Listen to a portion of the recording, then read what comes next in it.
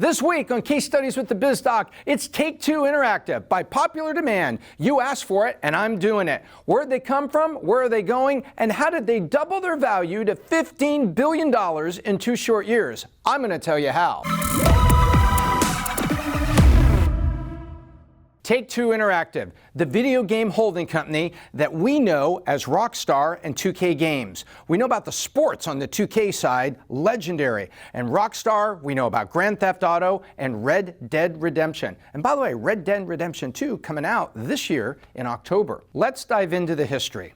Take-Two was founded in '93 by Ryan Brandt. And after a few short years, they actually went public on the stock market.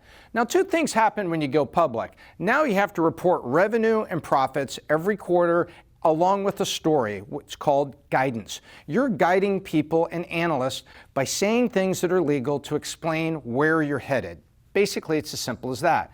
Then analysts say whether they would buy, hold, or sell your stock. And it can be a vicious cycle. The reason I bring that up is very early on we're going to see controversy, but not before a defining transaction takes place, a year after the IPO in 1998. BMG.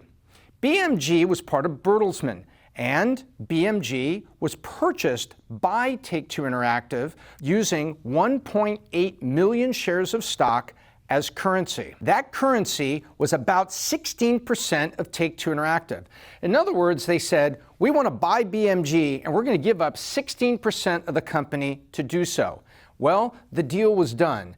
That would be legendary because inside that deal was the first title for Grand Theft Auto. And shortly after the purchase, Grand Theft Auto 2 was released. So you can see the momentum that came from that franchise. By the way, if you want to dive deep into Rockstar Games, go look at the link below for my case study just a couple weeks ago on Rockstar Games. I'm not going to dive as deep here. We're going to focus on Take-Two, the holding company, and how they were built. But that case study will let you go really deep into Rockstar and all those titles. Grand Theft Auto 2 comes out there '98, then Grand Theft Auto 3 in '01. Now in this time frame, 2000, 2001, there were some things happening that were not noticeable to the naked eye. They were manipulating sales numbers because of the pressure they were facing on the stock market. You go public, you buy BMG, give up 16% of your company, and then you start having to make those quarterly reports and you got pressure. And the manipulation started. This was bad news. It wouldn't be discovered for a few years later.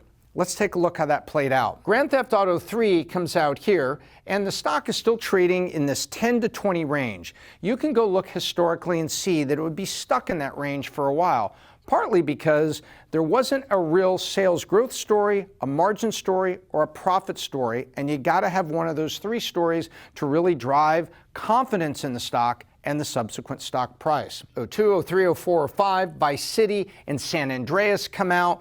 Great games. The Grand Theft Auto franchise is established along with all the controversy. So let's take a look at revenue over this time real quick and point out some of the variabilities that you see as a video game holding company.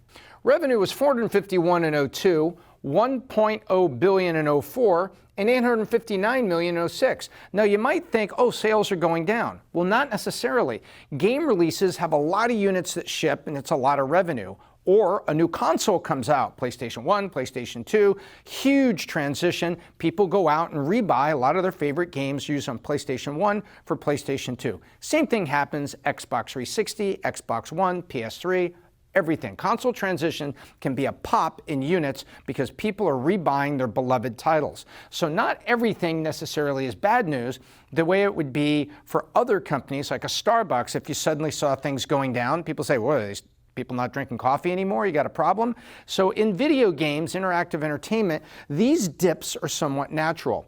As this was happening, though, you always want to take a look at the margin. So what percent of the dollars of revenue do you keep? Margin was 38, 44, 24, so there's some variability in margin there, and you can see the stock price was just kind of floating along. All of this is happening to show that Take-Two really wasn't off to the races, even though Grand Theft Auto was a great franchise, Rockstar Games was doing well. About this same time, they established 2K Sports. Now you have Rockstar, and 2K. As part of that, they acquired from Sega the rights to the ESPN title on sports games. So things are now forming for Take-Two. You've got 2K and a bunch of great titles featuring ESPN branding, and you've got Rockstar doing very well with Grand Theft Auto. So we can look back and see the seeds of greatness were formed with Rockstar and 2K, but here we are in 05 with the SEC showing up because of what you did when your company was young. Well, in 06, long about the end of 06, fourth quarter sometime, Brandt says, oh, I got a bad back. Well, it must have been the weight of the lawsuit from the SEC, and so he leaves the company. And then in 07, he pleads guilty. So he leaves the company, gets his house in order, decides how he's going to pleads guilty. He was offered up to 4 years in prison as part of the plea deal. And he said, no, I'll cooperate with you as you're prosecuting these other guys if you'll plea it down. And you never want to be indicted by the SEC or have their friends, the FBI, come after you, because they might offer you the Prison Shower expansion pack, which is a multiplayer game you don't want to be a part of. So here we have 06-07, and what happens right there in early 07, enter Strauss-Zelnick and Zelnick Media with a board action to come take over the company.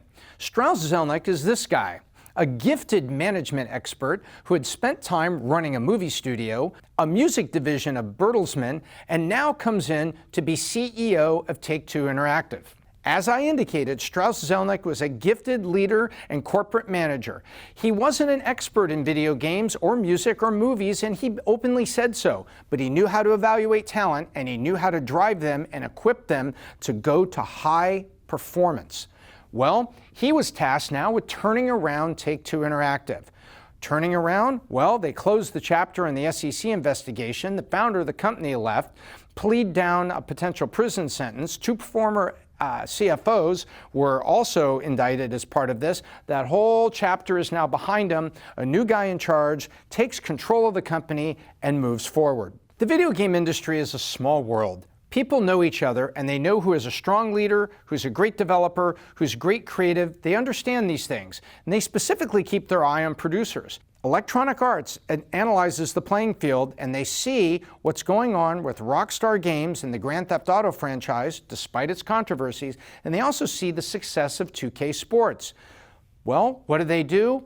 About a year into this new tenure with Strauss at the helm, Electronic Arts makes a takeover attempt in February of 08 for about $25 a share, so give or take $2 billion. Now, why is this significant? If Electronic Arts is successful in taking over Take-Two Interactive, acquiring them, it effectively ends the competition in sports, because now Electronic Arts would have Madden and the 2K franchises, leaving no real heavy hitter competitor in the sports genre. So in February of 2008, as I mentioned, Electronic Arts offers $25 per share, all cash, for all of Take-Two Interactive.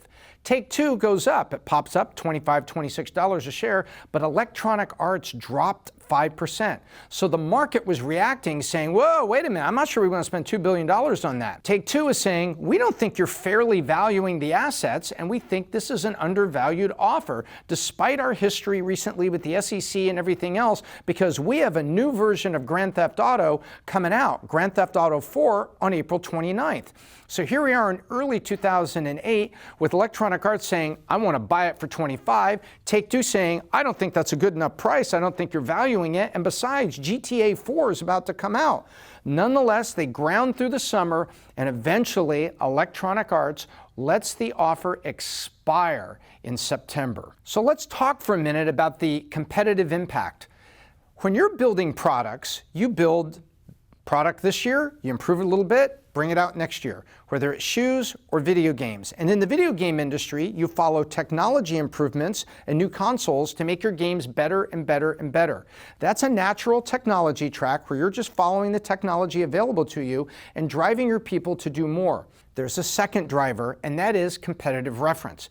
Now, competitive reference is where you look over, if you're Madden, and you look at 2K, and you see what they're doing with the same platforms and engines and tricks that those developers are doing. Polygon rendering, meaning making surfaces look better, making faces look more lifelike, making rain look more realistic, all the things that make Madden football and 2K that much better every year. You say, wow, this keeps you looking better and better and better on my big TV through my console. Well, with 2K as a competitor to Madden, that's what helps Madden be better for you and me. When you get two developers working for two publishers, driving each other to make better features, more lifelike, etc., etc., etc., you get competition driving each other. For example, Mercedes makes BMW better. BMW makes Mercedes better. They're always looking at each other, wanting to put the better features in their cars, and they pay attention to what each other are doing, especially nowadays when there's so much electronics built into the dashboard for music and other connectivity and features to make the car easier. It's the same thing in video games. So if Electronic Arts had been able to buy Take-Two at this time, it actually would have reduced for a time the competitive dynamics in video games and sports. And I believe that the future of sports video games would have plateaued slightly because competitive developers is what makes games better, as well as your own developers following the natural console transitions and advanced technology that each new platform offers. So here's an important point for you and your company.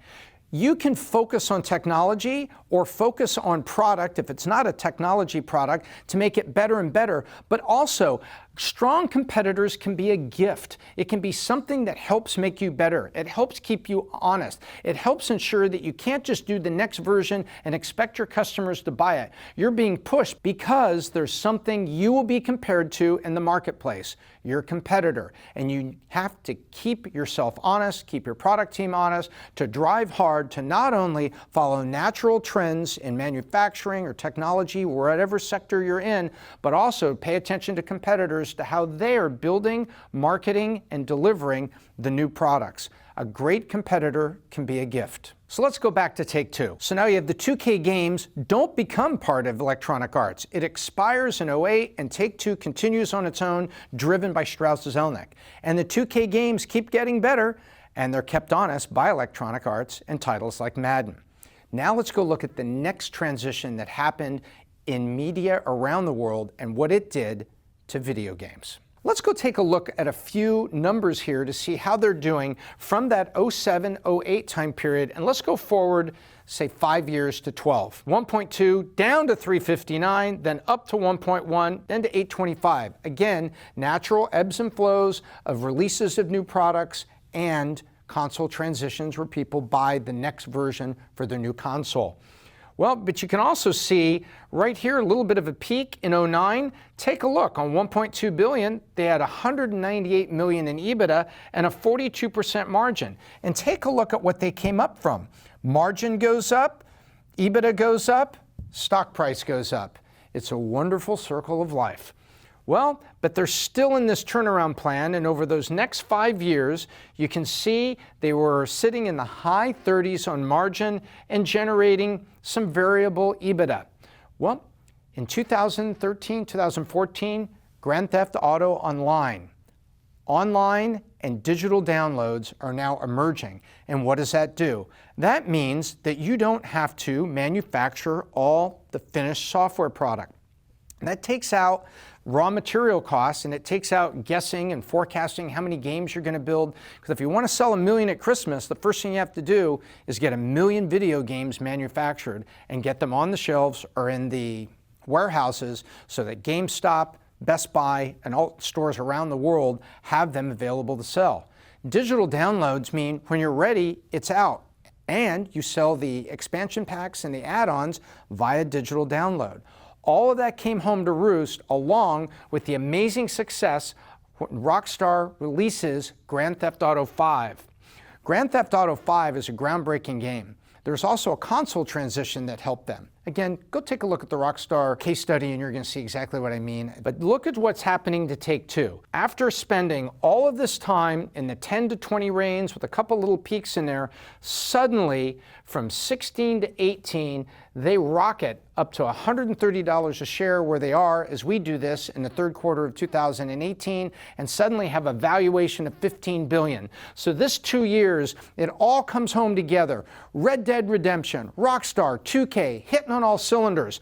Look at what starts happening to margin. 26, 42, 42, 42, 49. Suddenly you're at a 50% gross margin. The first time ever in their history that they've cracked 50% gross margin. They're also suddenly in the $1.7, $1.8 billion revenue range and turning in very strong EBITDA, $326 million, $530 million. It's all coming together. And what does that do to market cap? There's only one word for that, and that is damn! It's a $15 billion company now, doubling in a few short years, and with a forecast for 2019 that they will be at $2.8 billion, and they will be in excess of 50% margin.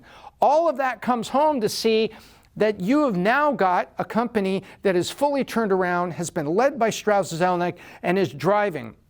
Also, this year, there's a lot of hype and anticipation in the stock price as well. That's called speculative forward pricing because Red Dead Redemption 2 is going to come out in October of this year. As I mentioned, Take-Two Interactive is actually a holding company that contains developers and publishers. The footprint around the world is pretty impressive. Let's take a look. On the publisher side, we start with 2K Play, 2K Games, and 2K Sports. All are based in Novato, California. Then they have a private division in New York City and the legendary Rockstar Games publishing. Additionally, in Barcelona, Spain, they have publisher Social Point. So who's making the games for these publishers? The developers. Let's start with 2K Games. 2K Games first. Truly global footprint in Chengdu, China, 2K Chengdu. Then 2K Marin is up in Novato, California, 2K Vegas, Firaxis Games in Sparks, Maryland, Ghost Story Games, Westwood, Massachusetts, and Hangar 13, also in Novato, California, Cat Daddy Games in Kirkland, Washington, Visual Concepts up in Novato, California, Rockstar Games, and Rockstars around the world, whether it's the Rockstar Rage engine, first Rockstar India in Bangalore, India, Rockstar Leeds in England, Rockstar Lincoln in England, Rockstar London in England, Rockstar New England, and Ballard Vale, Massachusetts. Then we go back to Rockstar North in Edinburgh, Scotland, Rockstar San Diego out in Carlsbad, California, and Rockstar Toronto in Oakville, Ontario. That's the global footprint underneath Take-Two Interactive, the holding company. Rockstar, 2K as publishers located around the world, and an amazing global footprint of developers building everything from the game engines to the title themselves. So as you can see, it all comes together. Strauss-Zelnick's turnaround is complete. He's got a fantastic team. He's got Rockstar and 2K hitting on cylinders, and they're the beneficiary of a macro trend, the transition to digital downloads, eliminating the forecasting and manufacturing that has to happen in packaged goods software. So let's take a look at Strauss a little bit and see what he says about management and what he does, because it's remarkably simple and there's great application for you and me and our companies. You don't have to be a turnaround specialist and you don't have to be a $2.9 billion revenue company to apply these things. Very simply, he says, show up early, work hard, listen emphatically. And what he also talks about here, he talks about working smart. And he talks about being a careful judge of talent to put the right people around you. And he says, along the way, never compromise integrity. He walks into the boardroom in 2007 and says, hey, these guys lost their integrity, but I still think there's a company here and I want to drive it and we want to do it. And that would be the rebirth, a 10-year turnaround for Take-Two. So he's also a patient guy. Probably impatient if you work for him, but he was patient to let the turnaround do its work, and very steadily you can see it's been successful. I know what I'm good at. You need to understand who you are. If you know you're the product vision guy, then you know you're going to need a good finance partner. If you know you're a great sales guy that understands a market, you may need a fantastic product person. Admit what you're good at, know what you're good at, and do that and only that to drive the value of your company. Jealously do that and only that and say, this is what I do. If you're my number 2 or my number 3, you need to do these things and keep this other stuff off my desk and resist the temptation to meddle in it. That's really what Strauss did. He said, I know what I'm good at. I'm going to hire creative geniuses. Rockstar Games has got a few of them. 2K's got a few of them. And those publishers and developer divisions, I don't step in and try to run the creative force, but I do know how to put the right people in power, right people in authority, and drive the company, as evidenced here. As a matter of fact, Take-Two is actually in the NASDAQ 100 and the S&P 500, a video game company counting in the great indexes of the American economy. And not only being present in those indexes, Take-Two is the #3 video game company in the world by market cap, in other words, total value, this $15 billion number I mentioned. Who's number one? Activision Blizzard, because the leader, once upon a time, Electronic Arts, has dropped to number 2. So here you have Take-Two, number 3, and driving with great franchises, and I believe Red Dead Redemption 2, by what we've seen on the market and some early glimpses at the art, is a beautiful game with fantastic gameplay dynamics that I believe is going to be another hit in the chapter for Rockstar in the holding company that is Take-Two. So that's what I think about Take-Two, but what do you think? Leave some comments down below and share your thoughts on the video game industry and Take-Two. Also, let me know which companies you'd like to see me do case studies on in the future. You can also find me on social media. I am simply Tom Ellsworth at Facebook or Twitter, and I am Ellsworth.Thomas at Instagram, and just Thomas Ellsworth over on LinkedIn. So connect with me. I want to hear from you. And if you're not yet a Valuetainer, please subscribe to Valuetainment, because we're on a mission to 1 million subscribers. And when we get there, we are going to host the first annual Valuetainment Entrepreneur Summit, featuring yours truly, the biz-doc, Patrick Bet-David, and other leaders to help make you better, your company better, and those you touch better still. Until next time, I'm Tom Ellsworth, the biz-doc, and I hope I left you better than I found you.